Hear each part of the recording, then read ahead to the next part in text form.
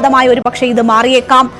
ഇന്ന് മുഖ്യമന്ത്രി 4 മണിക്ക് മാധ്യമങ്ങളെ കാണുന്നുണ്ട്. സ്വാഭാവികമായും മാധ്യമ പ്രവർത്തകർ ഒരുപക്ഷെ മുഖ്യമന്ത്രിയോട് ഇതിനെപ്പറ്റി ചോദിച്ചിട്ടുണ്ടാകാം.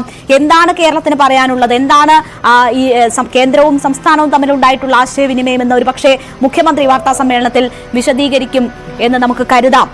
ഇപ്പോഴും അവിടെ നിന്ന് വരുന്ന ദൃശ്യങ്ങൾ കൂടുതൽ മൃതദേഹങ്ങൾ കരയിലേക്ക് എത്തിക്കുന്നതിൻ്റെതാണ്. മരണസംഖ്യ അടിക്കടി ഉയരുന്നു.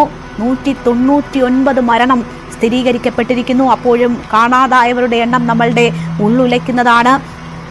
ഈ സാഹചര്യം മുണ്ടക്കയിൽ ഉണ്ടായിരിക്കുന്നത് സമാനതകളില്ലാത്ത ദുരന്തമാണ്. രക്ഷാദൗത്യം പൂർത്തിയാക്കാൻ തന്നെ കൂടുതൽ സമയമെടുത്തേക്കും. ഈ 7000-ഓളം വരുന്ന മനുഷ്യർ ഇപ്പോൾ ദുരിതാശ്വാസ ക്യാമ്പുകളിലുണ്ട് എന്നാണ് കരുതുന്നത്. അവരുടെ പുനരധിവാസം ഉൾപ്പെടെയുള്ള വിഷയങ്ങൾ അക്കാര്യങ്ങൾ പരിഗണിക്കണം സർക്കാരിനെ സംബന്ധിച്ച്. നേരത്തെ ദുരന്തമുണ്ടായ പുത്തുമലയ്ക്ക് 2 കിലോമീറ്റർ അകലെയാണ് ഇപ്പോൾ ഈ ദുരന്തമുണ്ടായിരിക്കുന്നത്. അപ്പോൾ ഈ ഇടങ്ങളിലൊക്കെ ഇനി ജനങ്ങളെ അധിവസിപ്പിക്കുക സാധ്യമാണോ എന്ന ചോദ്യവും ഉയരുന്നുണ്ട്. ഇന്ന് ചീഫ്